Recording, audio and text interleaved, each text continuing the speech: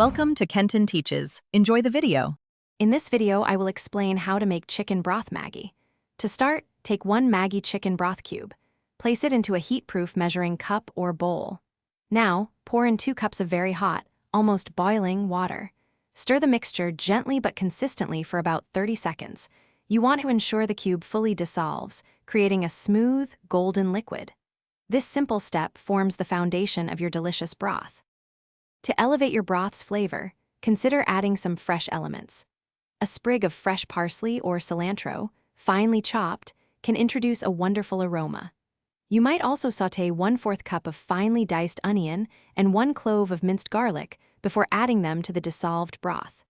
These simple additions will infuse your broth with a richer, more complex profile, making it even more satisfying for any dish. Your freshly made Maggi chicken broth is incredibly versatile. It makes an excellent base for hearty soups, flavorful stews, and delicious gravies. You can also use it to cook rice, pasta, or quinoa, imparting a wonderful depth of flavor. If you have any leftover broth, simply pour it into an airtight container and refrigerate it. It will stay fresh for up to 3 days, ready for your next culinary creation.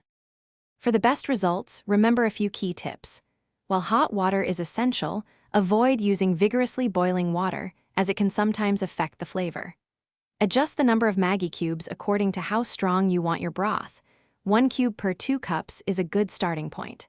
Finally, always taste your broth before serving and adjust any seasonings, like a pinch more salt or pepper, to your preference.